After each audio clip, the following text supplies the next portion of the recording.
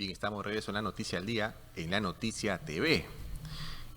La madrugada, cerca de la medianoche de ayer, se desató un pavoroso incendio en el distrito de Chorrillos, en la urbanización Villa Nicolás, ¿no?, que requirió el despliegue de al menos 20 unidades de bomberos, ¿no? El dueño de este almacén, de la empresa Ecometal, identificado como Harry Vilcarromero Peralta, denunció ser víctima de extorsión, ya que le exigen, una banda delincuencial le exige 200.000 soles, y por eso asocia este incendio con un ataque delincuencial. Señaló que horas antes de que se inicie el siniestro había sido contactado por presuntos delincuentes. Le piden 100.000 soles para comenzar y un pago semanal de 2.000. Esta es la quinta vez que han venido. Me dijeron que querían hablar conmigo. Me han tocado la puerta el día de hoy. Han tirado una granada con gasolina. Por eso que se ha incendiado, señaló el propietario de este almacén. Wilson Vilcarromero también es un paciente oncológico y tuvo que recibir atención médica, pues se encontraba al interior del almacén cuando ocurrió el siniestro, ¿no? Y según lo relatado, solo pudo rescatar su balón de oxígeno y perdió absolutamente todo, incluyendo 8 camiones de carga. Bueno, esta es un nuevo ataque presuntamente por extorsionadores que se registra en el país. Ahora vamos a cambiar completamente de tema y tenemos una entrevista con el expresidente del Tribunal Constitucional, Ernesto Blume. Doctor Blume, ¿cómo está? Buenos días. Buenos días, un gusto saludarlo. Doctor, Muchas gracias por la entrevista. Doctor, sin duda, este año ha sido bastante, no sé si llamarlo intenso, respecto a lo ocurrido en el Ministerio Público. Ha habido cambios, suspensiones, vigilias. Ha sido bastante movido el tema en el Ministerio Público. Y se cierra este año con un anuncio del fiscal de la Nación interino, Tomás Aladino Gálvez, que en los primeros días del 2026 se van a desactivar los equipos especiales del Ministerio Público. El más llamativo o el más mediático de estos equipos especiales, sin duda, ha sido el equipo Lavajato, ¿no? ¿Usted considera que el equipo Lavajato, así como los otros, merecen ser desactivados? Digamos que cree que finalmente el tema se terminó politizando. Mire, yo considero que sí, pero quiero dar una respuesta básicamente, digamos, académica, a la luz tanto de la Constitución como de la Ley Orgánica del Ministerio Público y de la Ley Orgánica del Poder Judicial, que también tiene cierta aplicación para los fiscales. Lo primero que hay que señalar es que el Ministerio Público es una institución recogida en la Constitución, en el artículo 158, que es autónoma e independiente y se encuentra jerárquicamente organizada. Existe un organigrama, existen competencias y existe distribución de competencias por razón de las materias que son objeto de conocimiento del Ministerio Público. No nos olvidemos que el Ministerio Público es el que defiende la legalidad, defiende la sociedad en juicio, es el titular de la acción penal pública, tiene a la defensa de los intereses ciudadanos frente a la administración pública también, conduce la investigación y es sobre todo el que presenta las denuncias penales, es lo que se llama técnicamente el titular de la acción penal pública. Y dentro de esa concepción de una autoridad autónoma independiente, esta debe estar estructurada y preparada para atender todos los casos que se presentan.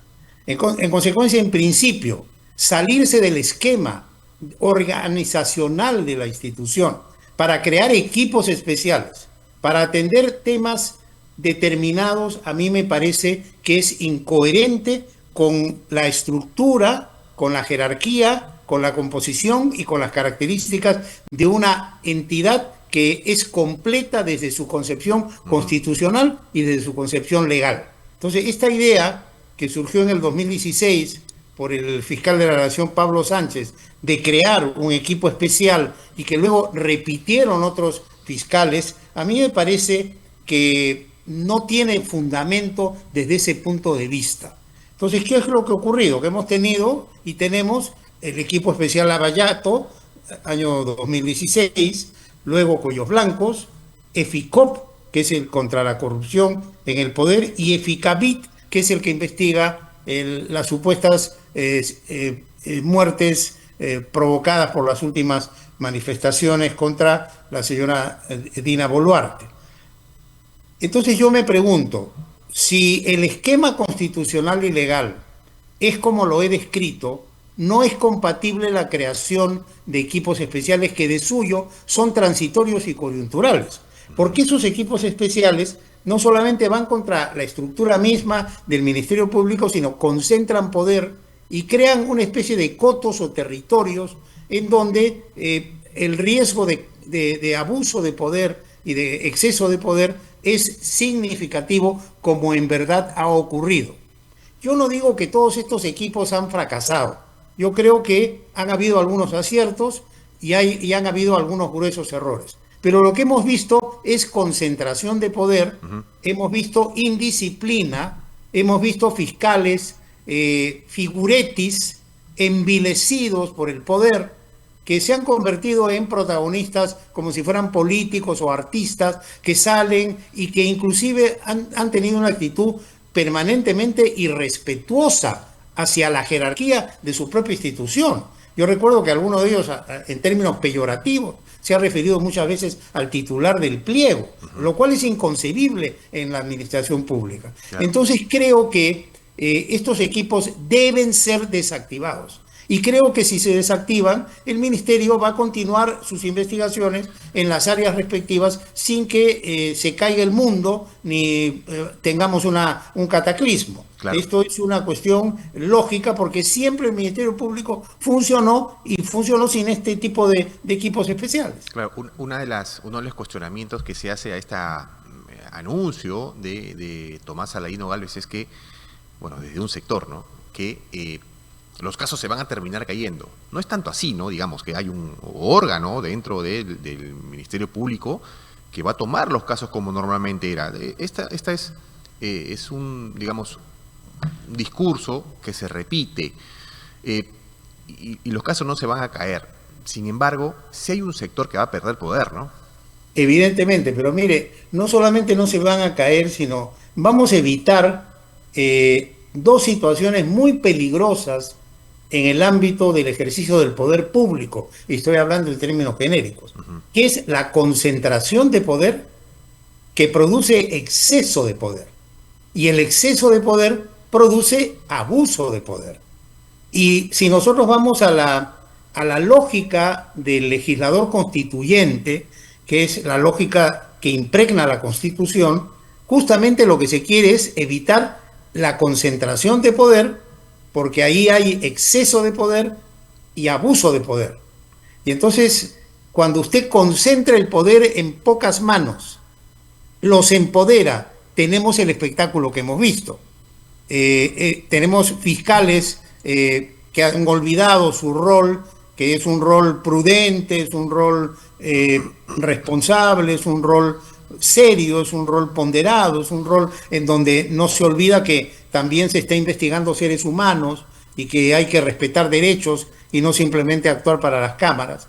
Entonces, yo creo que está demostrado que estos equipos especiales, más allá de cualquier resultado mediático, no son compatibles con la estructura orgánica de una organización autónoma e independiente de cobertura constitucional. Ahora, doctor, usted mencionaba que había algunos fiscales que habían tenido un exceso de figuretismo, ¿no?, que la Cámara finalmente les ganaba. Digamos, el más mediático de todos los fiscales, y nadie lo puede negar, ha sido José Domingo Pérez, ¿no? Pero él, digamos que desde mi punto de vista le ganó el personaje, parecía, pero también hubo mucho de endiosamiento de parte de algún sector del medio de comunicación, ¿no? Hubo también, lo exalzó, en algún momento fue personaje del año, y mire cómo termina, ¿no? Bueno, mire, y yo lo advertí hace mucho tiempo, cuando fui presidente del Tribunal Constitucional entre los años 2018 y 2019, yo reclamaba constitucionalizar la lucha contra la corrupción. Ujú. Y dije, si no se actúa en el marco de la Constitución, van a haber retrocesos. Y reclamaba un ejercicio fiscal ponderado, serio, alturado, un ejercicio constitucionalizado. Y criticaba a este personaje, con todo respeto hacia él como persona, sino básicamente refiriéndome a su actuación pública. Y a mí me da mucha pena que un hombre joven como él no haya entendido que en el Estado constitucional tenemos que ser respetuosos, tolerantes y no salirnos de nuestro rol de acuerdo a la responsabilidad que tengamos en un determinado momento. Y este caballero, lamentablemente, pues ha cometido muchos excesos y muchos errores que lo han llevado ahora a estar en una crítica pública. Pero ¿qué hay detrás de todo esto? Hay que preguntarse, ¿qué hay detrás de todo esto? Yo creo que una lucha por el poder en el Ministerio Público, por conquistar el inmenso poder que tiene el Ministerio Público y sobre todo en el ámbito político, y lo hemos visto los últimos años. Entonces creo que la desactivación de estos equipos especiales va a volver las cosas a su nivel y va a permitir un manejo del Ministerio Público más sobrio, más justo, más ponderado, más adecuado, para evitar precisamente excesos, abusos y atropellos. Ahora, la bandera que sacan y la narrativa que sacan es que estamos en la lucha contra la corrupción. Entonces, el que no está en esa lucha está está a favor de la corrupción, y arman toda una narrativa que está bien elaborada y tiene una efectividad en muchos sectores. Pero ya nos hemos dado cuenta de cuál es el juego de estos sectores y obviamente van a ir cayendo poco a poco como lo están cayendo. Ahora, ¿cree usted que este año ha sido uno de los más críticos o uno en los que se ha visto mayor crisis al interior del Ministerio Público, visto desde afuera?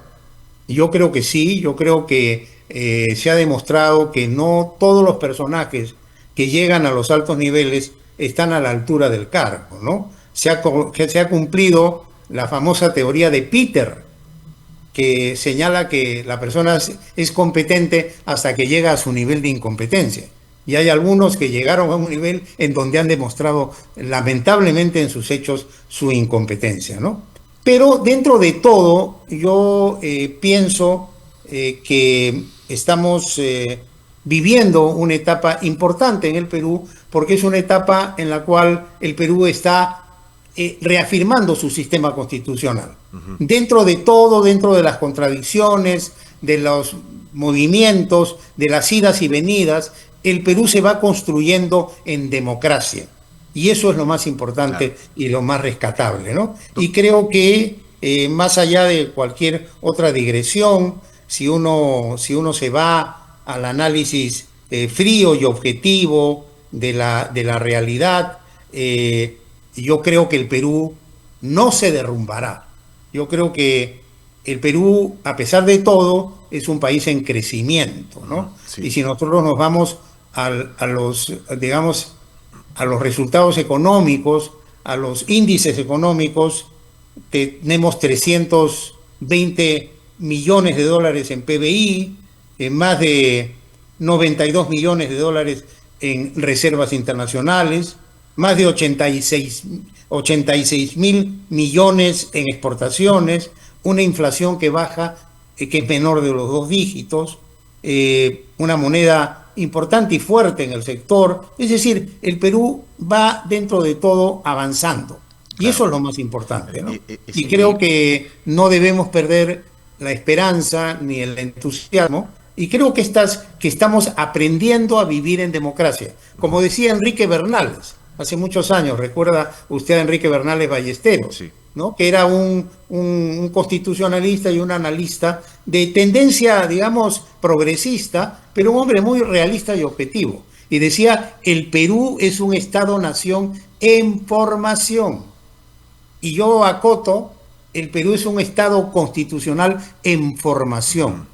estamos aprendiendo como sociedad a vivir en democracia. Claro. Y eso es lo más importante y lo más rescatable. Y Doctor, por eso lo que viene ahora, el 2026, es clave. Porque lo que pase en el Perú a futuro depende de que los peruanos, cada uno de nosotros, sepamos elegir sí, bien y sobre todo. llevemos a los mejores al gobierno, ¿no? Claro. Doctor, hay un tema que también me gustaría tocar con usted, es el tema de estas denominadas leyes pro crimen. Hay un sector que cuestiona constantemente algunas normas que se han dado en el Congreso y que las han calificado como pro crimen. Usted ha sido crítico a este sector. ¿Cuál es su postura?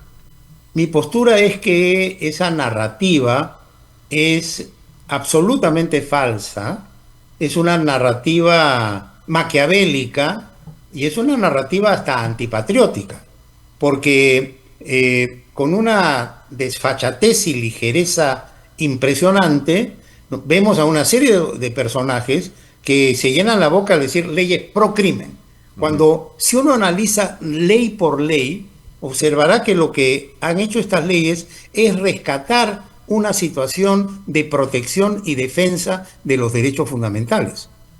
Porque no hay que olvidar que la Constitución peruana es una constitución humanista. Ujú. Es decir, una constitución que estructura todo el ordenamiento jurídico nacional en base a la persona humana y sus derechos. Y propugna un Estado en donde cada uno de los peruanos y cada uno de los habitantes de nuestro país seamos respetados en nuestros derechos fundamentales. Podemos ser investigados, pero en un clima de respeto de derechos fundamentales y no de avasallamiento. Y lo que hemos visto los últimos años por parte del Ministerio Público es en muchos casos una actitud de avasallamiento de derechos y simplemente en aras de la lucha contra la corrupción, lesionar derechos que son fundamentales y que reconoce la Constitución. Entonces, lo que hacen estas leyes es rescatar eso. Por ejemplo, la ley que regula la colaboración eficaz. ¿Qué cosa ha hecho esa ley que regula la colaboración eficaz? Ha establecido básicamente tres cosas. Primero, un plazo para llevar a cabo la colaboración eficaz. Segundo, que la entrevista entre el fiscal y el futuro colaborador sea registrada, Ajá. sea grabada. Tercero, que exista un abogado en esa entrevista para que los derechos de ese colaborador eficaz y de las personas involucradas sean cautelados. Eso es todo lo que ha hecho.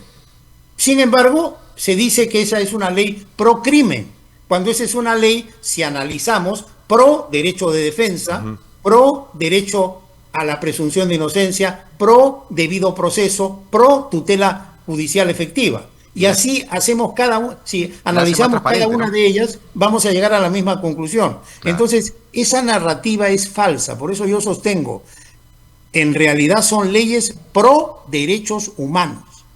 Y reto públicamente a quienes defienden esta teoría de las leyes pro crimen a un debate, como lo ha hecho el doctor Wilmer Medina. Él ha dicho, debatamos, y se permitió citar al doctor Humberto Abanto, a quien habla, y a él en cualquier escenario, con los defensores de las leyes pro crimen, para ir ley por ley frente al país, objetivamente, y decir, esta ley defiende tales derechos fundamentales. Claro. Y como era antes, se ha afectado y se ha lesionado tales derechos, porque la verdad se tiene que abrir campo, inexorablemente, y la mentira tiene que caer como un castillo de naipes. Y esa teoría, esa narrativa de las leyes pro crimen es un castillo de naipes que se va a caer en cualquier momento, y yo diría, se está cayendo paulatinamente. Ahora, doctor, sin duda esta narrativa viene del sector denominado caviar, ¿no? Es a todas luces, ¿no? A todas luces, por Eh, cierto. este sector, ¿cuál es el interés, cree usted, en soltar esta narrativa y hincar constantemente soltando la frase de leyes pro crimen? Desestabilizar al gobierno, recuperar poder en el Ministerio Público, crear el enfrentamiento y el caos. Porque ese sector no le interesa el Perú en el fondo, les interesa el poder, llegar al poder y usufructuar del poder. Yo tuve hace un tiempo una definición de lo que es un caviar. Y justamente en esa definición yo describía las características de un caviar, ¿no? Y cuando usted desee, le puedo repetir la definición. Claro. En esa definición, si usted me permite Sí. repetirla, y me voy a permitir leer porque la traté de hacer con toda precisión, mire lo que yo sostengo. Caviar, persona ideologizada que practica el relativismo conceptual como idea matriz de su raciocinio, lo cual la lleva a manejar como una goma de mascar, un elástico o una plastilina los principios, valores, las instituciones, las competencias, las atribuciones, los derechos, las regulaciones y los demás aspectos inherentes al sistema constitucional peruano, acomodándolos a sus intereses y conveniencias para seguir usufructuando de los recursos del Estado, aupado a la ubre estatal, haciéndole normalmente el juego a la izquierda radical y al conglomerado de otras izquierdas y progresistas en lógica nefasta en el cuerpo social del Perú, pervirtiéndolo todo, convirtiendo lo bueno en malo, lo malo en bueno, lo prohibido en permitido, lo posible en imposible, lo ilegal en legal y lo lícito en ilícito y viceversa. Pensamiento que opera como un cáncer, porque pervierte la sociedad peruana, socavando nuestras esencias, principios y valores que deben ser sólidos, permanentes y fuertes. Por ello he denominado a ese relativismo conceptual el cáncer caviar. Claro. Ese es el cáncer caviar, ese es el caviarismo. Y quienes están en esa línea, pues, están haciéndole el juego a todas esas fuerzas Ahora, ocultas. doctor, usted mencionaba que el próximo año es importante para el país porque se vienen unas elecciones, ¿no? Hay 36 partidos que están en el partidor, ¿no? Exacto. ¿Qué espera usted de estos comicios? Y si es que el elector ha aprendido de todo lo que ha ocurrido en estos últimos años y lo va a demostrar en estas elecciones. Mire, yo espero que el elector, los electores, el pueblo peruano haya aprendido la lección. ¿Cuál es la lección que tenemos que sacar de la última elección? La lección es que tenemos que hacer un voto responsable y un voto patriótico. ¿Y esto qué cosa implica? Que cuando vayamos a depositar nuestro voto en el ánfora electoral, pensemos en el Perú, pero en forma seria, cabal y objetiva. Y veamos por quién votar. Votemos no por ideologías, no por propaganda, no por dichos, no por ataques o por otras razones. Pensemos en las personas más adecuadas, más idóneas. Y para eso el elector tiene que hacer un esfuerzo importante. Es decir, tenemos que entrenarnos, tenemos que comprometernos. Desde ahora yo le recomiendo a todos los electores que se vayan informando, que no crean cantos de sirenas, porque ahora van a venir las promesas y van a ofrecer el oro y el moro, como se dice en el argot popular. Pero después de esta experiencia que hemos tenido, cuidado, votemos con seriedad y votemos comparando lo que ocurre en otros países. Yo creo que dentro de todo el Perú está marchando bien.